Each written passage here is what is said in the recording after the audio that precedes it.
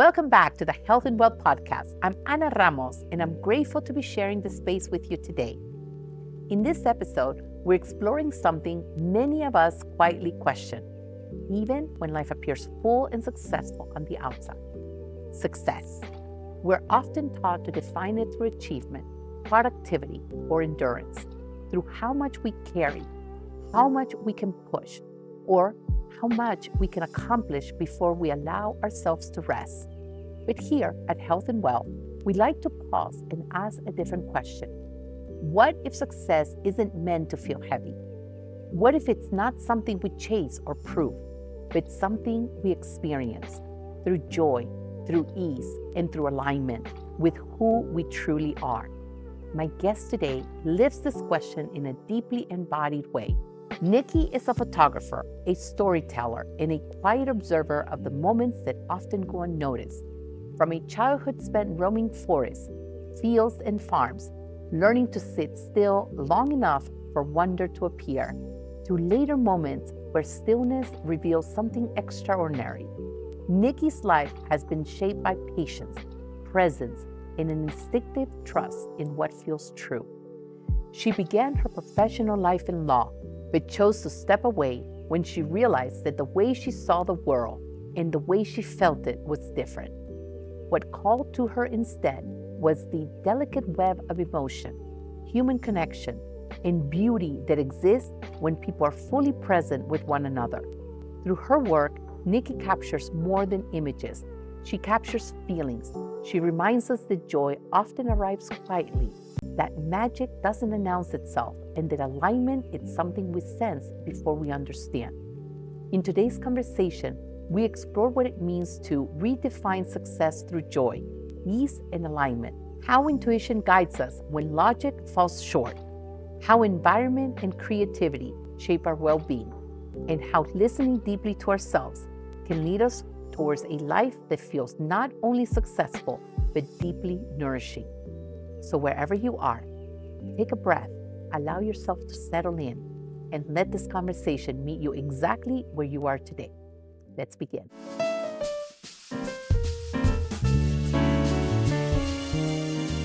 Niki, welcome so much to this edition of the podcast that is based all on success. How are you? And in you, it's so good to be back. It's amazing. Well, first and foremost, we're going to open this up because I can't get past your background of those beautiful flowers. And especially when I heard the story behind your flowers, please do tell if somebody's watching this podcast, oh my God, you have to know they are the most gorgeous flowers behind you.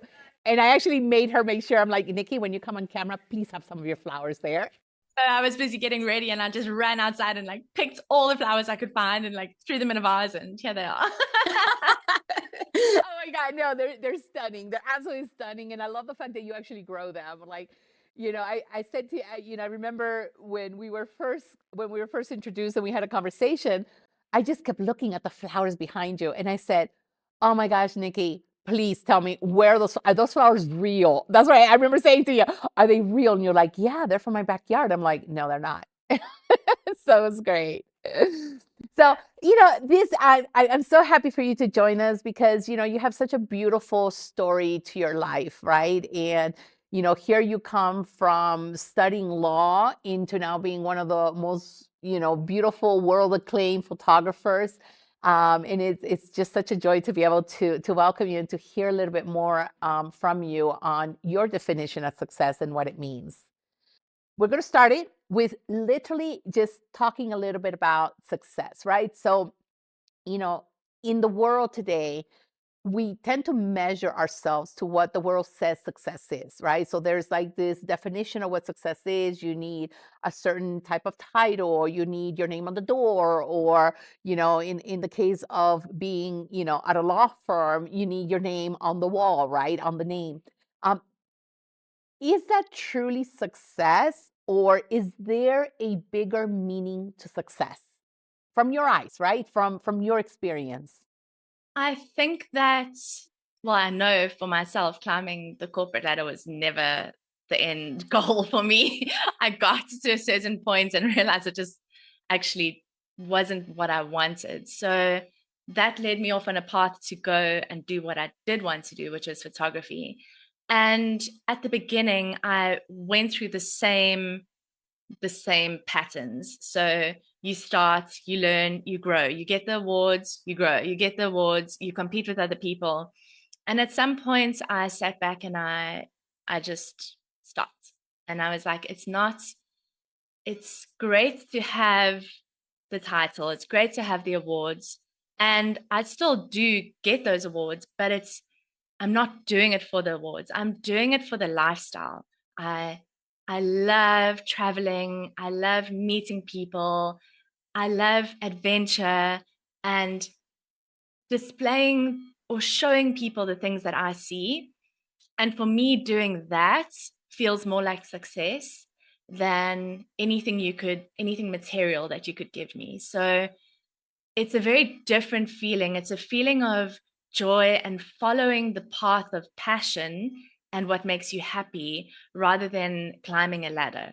It's very different, and they're two different things for different people, but that's where I've found happiness, and I've found the feeling of success lies for me personally. I love that because it's, we talk about here in this podcast about health in wealth, right?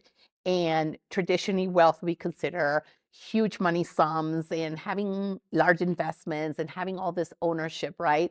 And one of the things that I've discovered in having these conversations with people about what are, especially in season one, which is all about coming back to you, right?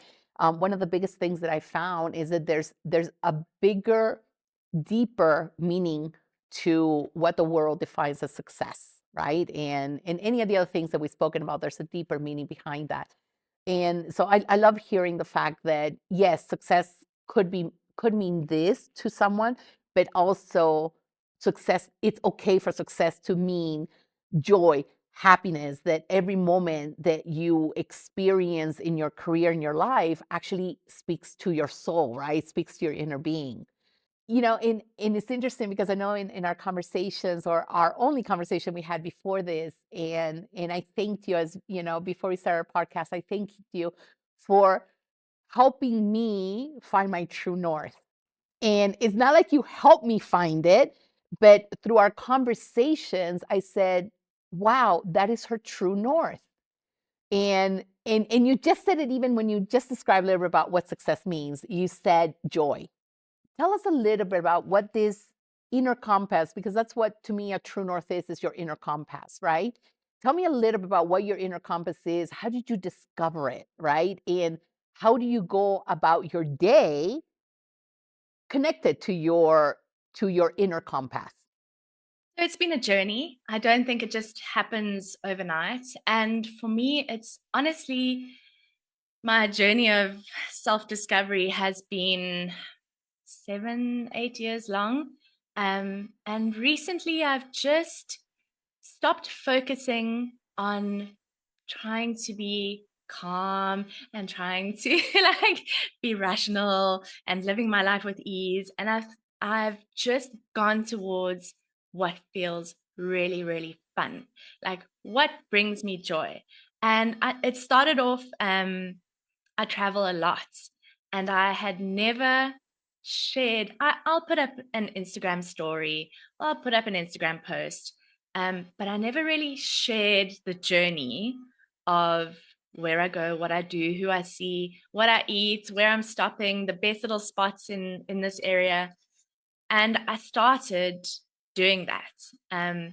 I did it on a weekend away to Cape Town for a wedding, in the middle of nowhere.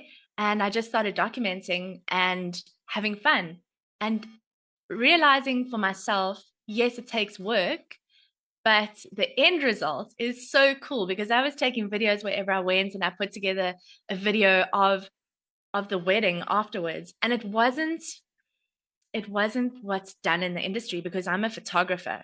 So why am I taking little snippets of somebody's wedding and posting them afterwards as like a little wedding video?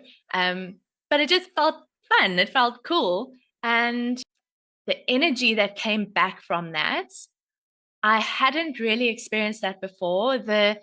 the investment of people in it, and the enthusiasm of everybody saying like, that is so cool, like, oh, I can't believe that little B&B looked so amazing.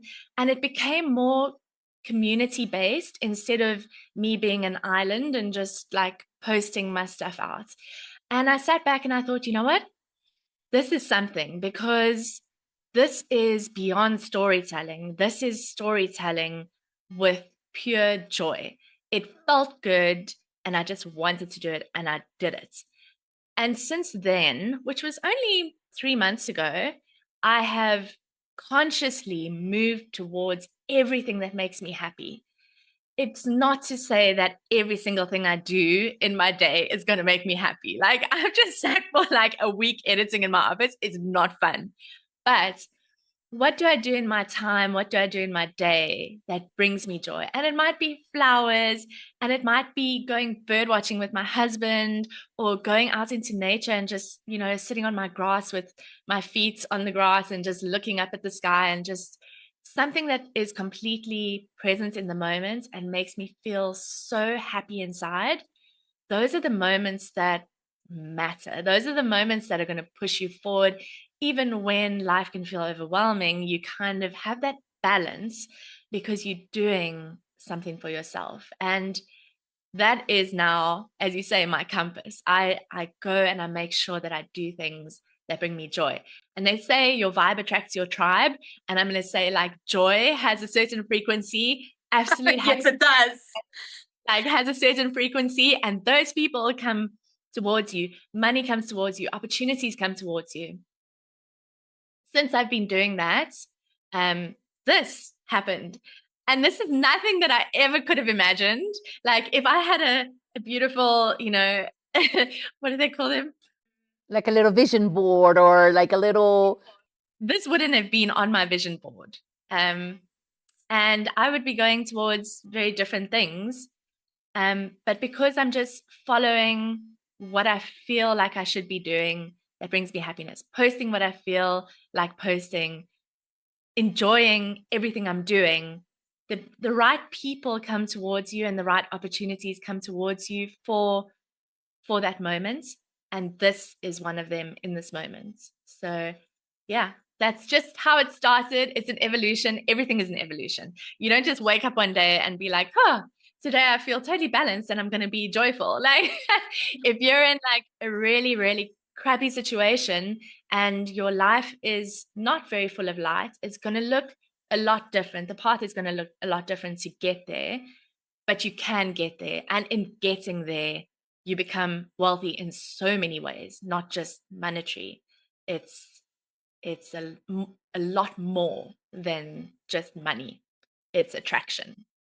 I love hearing that from you, because that's what health in wealth is. When I first came up with the name, people looked at me like, oh yeah, health and wealth. And I'm like, no, it's not health and wealth.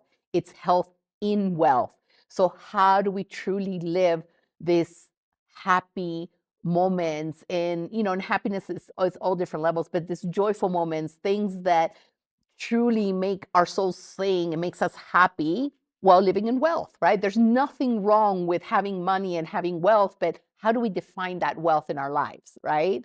I love hearing your story about your social media, because it's funny, as I work with a team, and for the longest we kind of just held the space, and now we kind of started kicking up the social media for the companies. And one of the things that they said to me is like, Anna, you got to kick up your social media. And I was like, no, I want to keep it private. I want to keep my life private, right? And then I started doing that. I started just posting things that I love. And even when I look at my original grid, right, like my grid today, I look at it and I say, what is it behind this? Why did I pose that picture, right? Why did I pose that moment? And then it just all came together, like with the conversation I had with you, and even with another guest, that her true north is ease, your true north is joy. And then I said, what is my true north? And then I realized that what I do is, like, when something makes my soul smile, like sometimes I tell people, I'm like, thank you, you made my soul smile. And I didn't realize that that was my true north.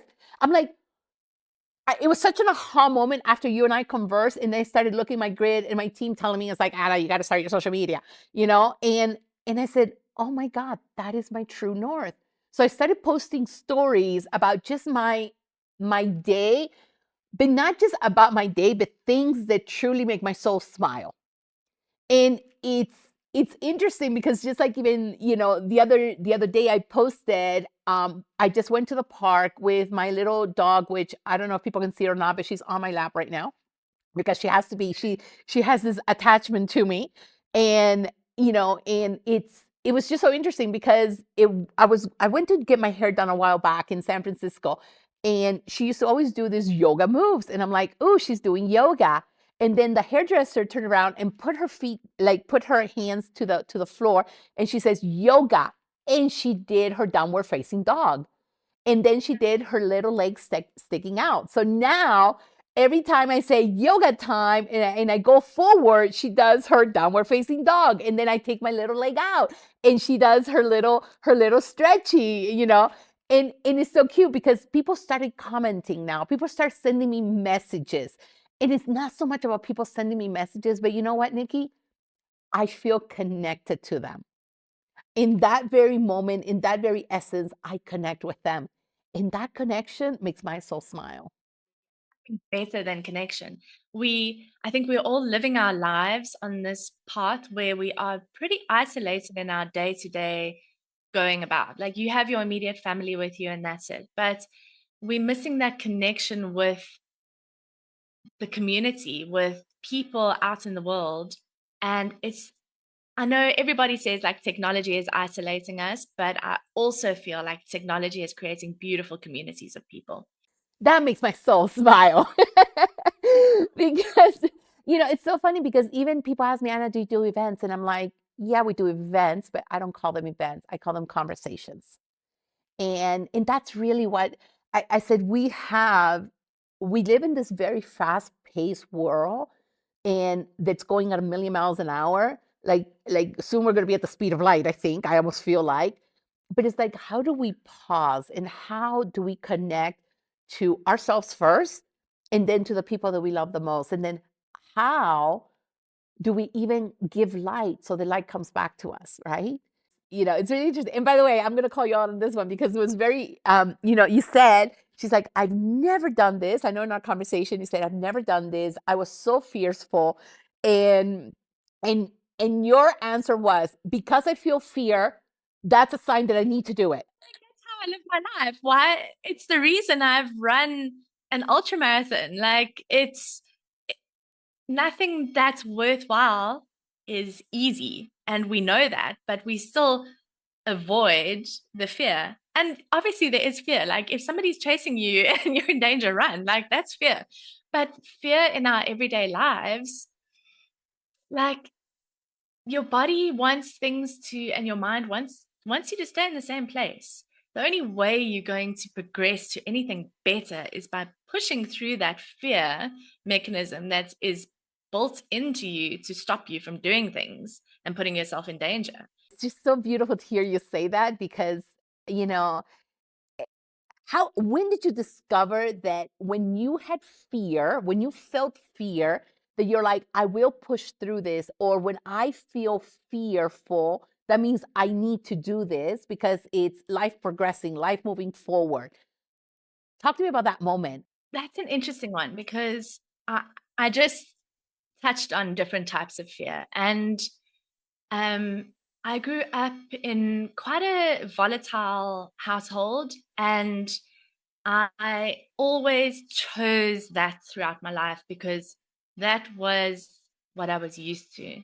Um, in my first marriage, it was a fear, not for my life, but it was a fear of upsetting somebody, a fear of being judged too harshly, a fear of loss, of losing what I had worked so hard for.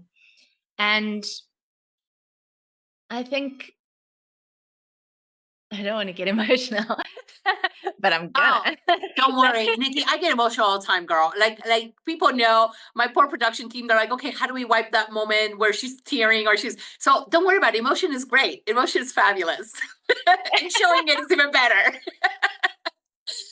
I spent more than half my life being scared of people, of losing things, of doing things differently, of expressing myself the way that I wanted to.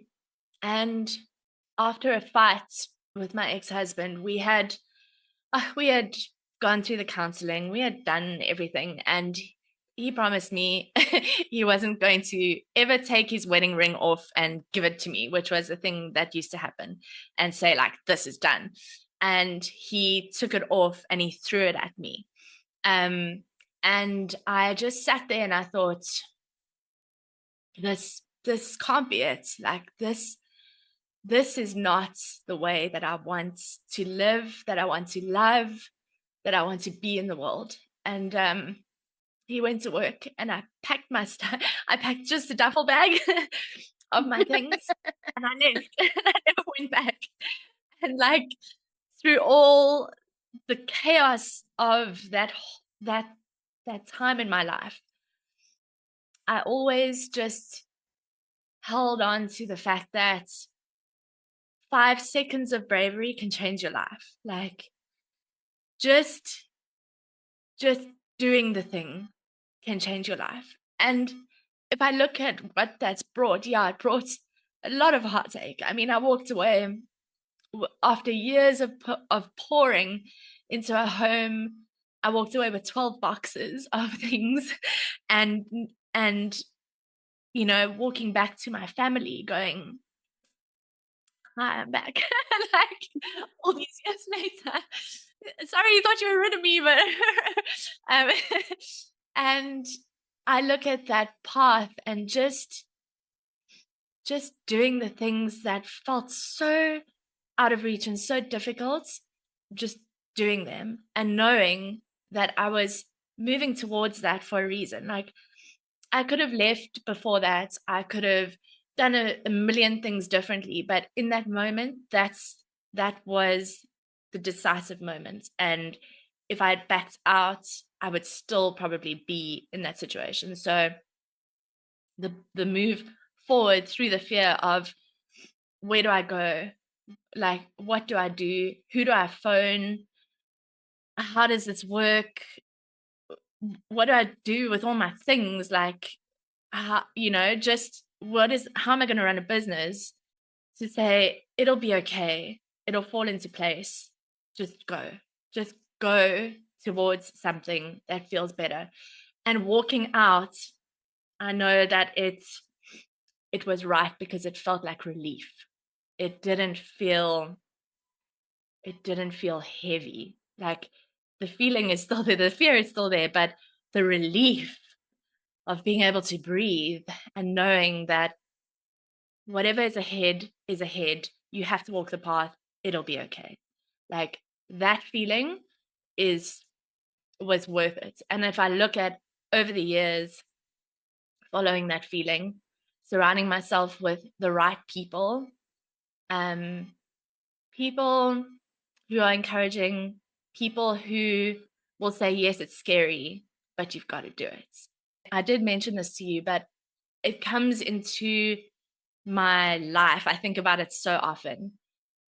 In that phase of my previous life, I was training the whole year to run a half marathon. And when I moved here with my husband and I had a new running group, we're in the heart of Comrades territory. Comrades is probably the most popular ultramarathon in South Africa. It's about 90 kilometers from Pietermaritzburg to the ocean. This is what I'm surrounded by now. Like these people just do Comrades every year. It's like their thing. And when I said like I'm training for a half marathon, they were like, okay, cool, like do that. But then I saw my husband also, he was training for an ultra triathlon, which is longer than Ironman. And he That's said heavy to me, duty. That's heavy duty. It's heavy. He's determined. We'll leave it at that. He said to me, "Why would you stop at a half marathon? Like, let's go and do 2 oceans, which is in Cape Town. It's 56 kilometers." And I looked at him and I was like, "Sorry, what?" Like, okay, cool. You're like, excuse me, am I hearing you right? Name into the draw, and because they do a ballot system, and I was giggling and I was like, I'm never going to get into this thing, whatever.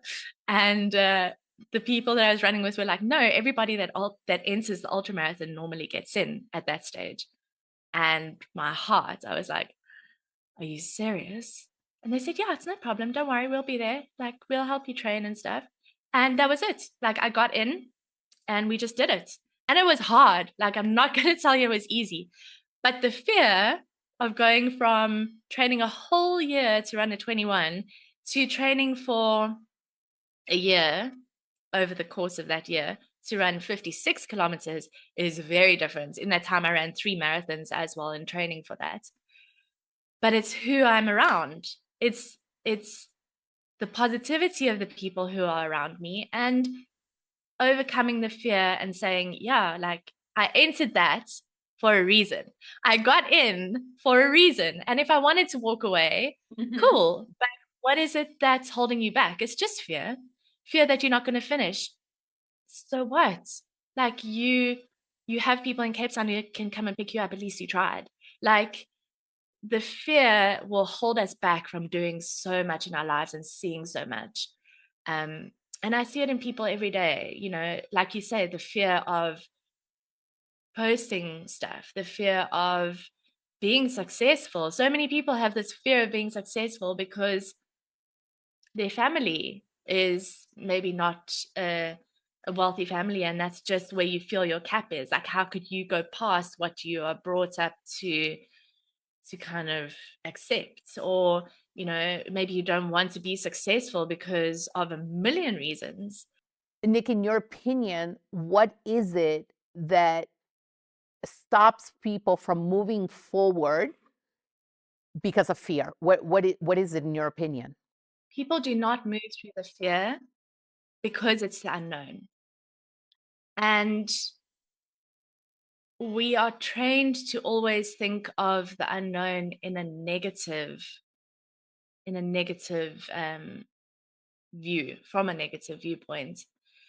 But to change your mind and say the fear of the unknown is okay, but the unknown doesn't have to be something negative. The unknown can be incredibly beautiful if you are able just to take that step. If you are able to say what you need to say, do what you need to do, just move forward one step at a time, just move through that fear and go and do something amazing with your life, not be held back because you don't know what that amazing thing could be.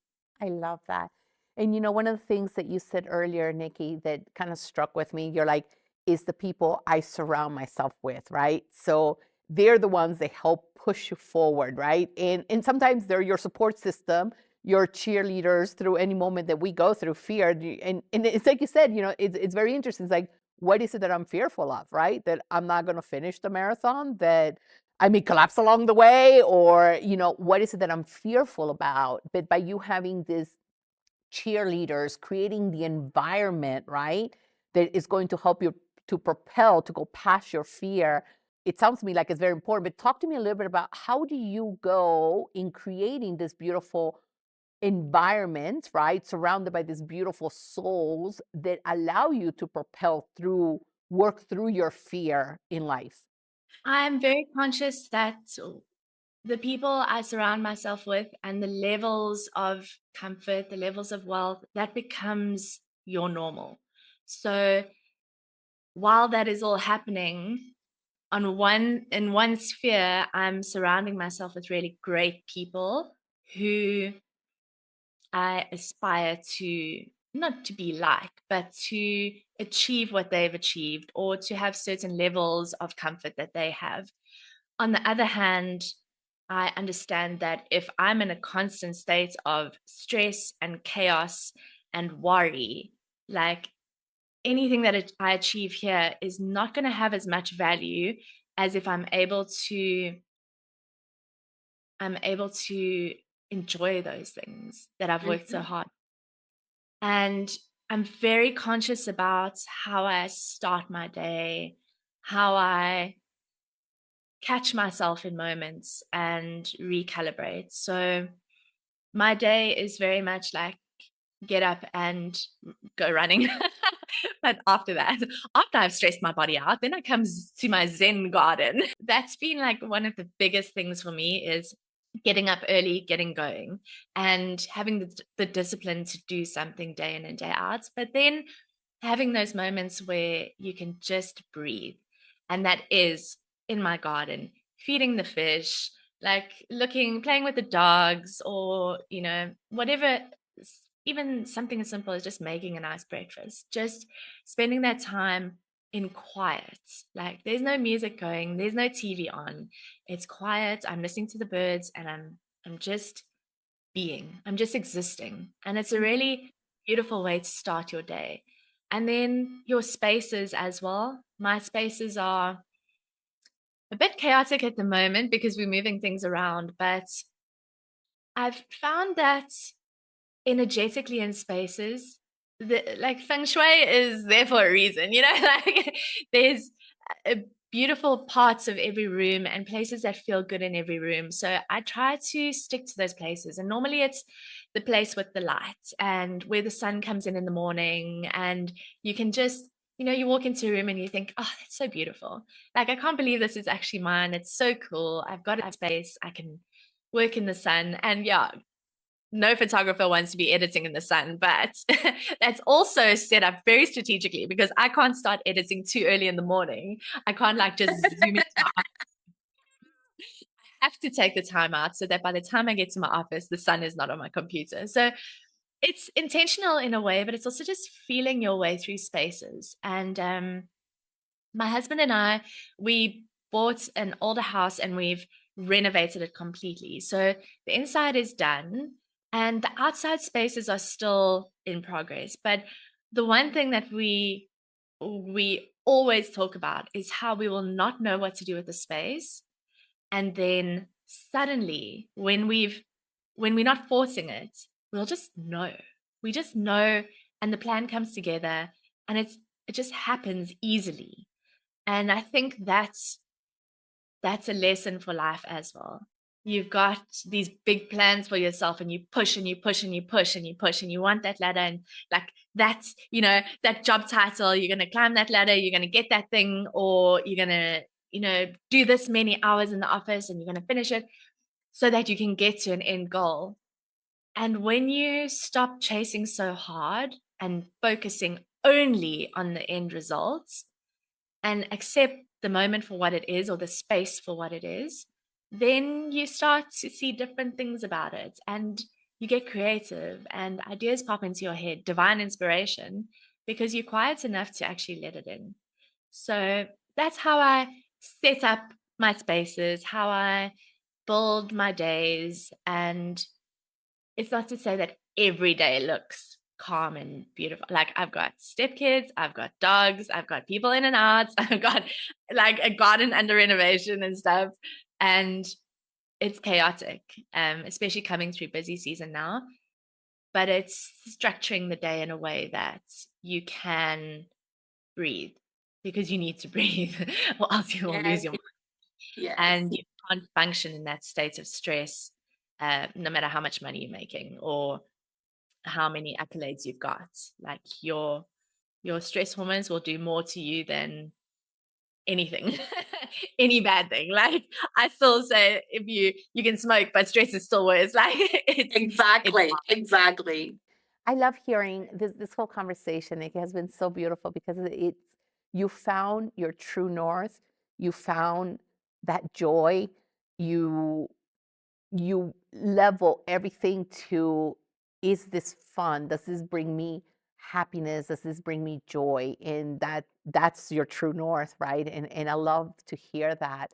And I think that in today's world, it's so easy to lose that until we truly become present to it and we make it a living true north, right? Something that we're constantly focusing on. And, that's one of the things that I do. And now it's like after our conversation and finding my true north, I literally go through everything. It's like, does this dress does it make my soul smile? Does this makeup, does this moment, does this person, right? Does this situation? And if it's not, then, we have to figure out how do we get it out of our system, out of our life, right? Out of our path in life. And for those who are listening to us, or somebody is watching us, whatever it is, what advice would you give them if they are not connected, if they haven't found their true north? I think we all know our true north, we're just not present to it. So if somebody is not present to it, right, means they're not connected, they're not feeling, what would you say are some of the steps that they can take? Because you being in photography, you can see people's eyes through your eyes. Like you can see their soul through your eyes. And I'm sure that you can tell when they're not connected and when they are connected to who they are. What words of wisdom, what biohacking, because I just realized I never used the word biohacking in this one. What biohack can you give them for them to start to say, you know what? I need to become present to what my true north is and be able to guide my life through that, because success becomes different, feels different when we get through that. What's your biohack for the podcast? Get quiet. And while I was going through that previous answer, I actually thought about the quiet in my life. And that quiet, I've always been not a quiet person because I'm fun and stuff, but I love to be quiet, like being in the quiet and being in nature. And I think what that allows you to do is to start listening. Um, One of the things that I was speaking about a while ago with photographers is that when we have a problem, our immediate instinct is to go onto a Facebook group for photographers and go say, "This is my problem. This is what the person said. And I don't know what to do. What should I do?" I almost want to discourage that to an extent, because yes, we do need help. There's a lot of times we need help, but we know the answer. Mm. You always, you always know the answer. And you don't have to wait for somebody to give you the answer to almost like justify your feelings. You can come up with the solution on your own, as long as it's a positive path and you are not being unkind and your morals are intact at the end of it. You know the path. It's come up time and time again for me in my life. The fact that I actually started photography, I mean, I was in human resources, and yeah, just going day by day, feeling unwell, feeling sick, having a lot of ailments, working in an office, unhappy. And I picked up the phone one day and I said to my dad, like, I just don't know that I can do this anymore. Like it's too much. And he said to me, "Why don't you just do photography?" And in that moment, I knew it's like I knew the answer. I knew what I needed to do to make the move. And it was almost like he was giving me the permission to do it. After so many years of, using their money to study and being Thanks, like Dad. Thanks, Mom. all this daughter syndrome, like we need permission for everything. But when he said that, I was like, you know what? I knew it all along. It was almost like I just needed the permission from him to do it. And so when I feel like I just don't know where to turn, even in that situation where there was very little light in my life when I left my marriage, it was about getting quiet and sitting there and saying, you know what, I know what I need to do for things to be different. If you keep doing what you are doing, nothing is ever going to change. And I look at my life now and how beautiful it is. And I'm married to the most incredible human, and I have so much. And if I had stayed there because I didn't trust my intuition and I didn't have the guts just to take that step, life, I don't know what my life would have looked like, but I don't think it would have been as beautiful as it is right now. So if I can say to somebody who just feels a little bit lost, get quiet, go out into nature, reflect, and you know what to do. You just have to do it. Those are such beautiful words, and I will not even attempt to top that level of advice. I think that was absolutely beautiful. And with that, I just want to say thank you so much, Niki, for joining us, for sharing your wisdom, sharing your experience, and your beautiful flowers. And I look forward to someday walking that garden with you because I think there's nothing more beautiful than that. So thank you so much for joining us. It's such a pleasure. And thank you Thank you. for taking the time and trusting in me and having the faith that I would bring something different to your listeners. I really appreciate it. Thank you. Thank you so much. Bye. Bye. As we come to the close of today's conversation, I want to pause for a moment because what we have really been exploring isn't just success, it's how our lives feel as we're living in them. Not in the big headline moments, but in the everyday rhythm of our choices. How we care for our health, how we relate to our work, how we choose our environments, how we honor joy, creativity, and rest, and how often we allow ourselves to listen inwardly rather than override what we feel. Success, as we've heard today, doesn't have to be loud or exhausting. It doesn't have to come at the cost of ease, well-being, or self-trust. Sometimes it reveals itself quietly, in a sense of alignment, in a feeling of peace, in a life that feels sustainable and true. So, as you move back into your day, I'll leave you with a gentle invitation. Notice where joy already exists in your life, even in small ways. Notice where ease is asking to be let in, and become curious about what might shift if you allow those signals to guide you just a little more. Because wealth, in its truest sense, is not something we accumulate, it's something we live. Thank you for being here today and for choosing to invest your time in these conversations. Until next time, this is Health and Wealth.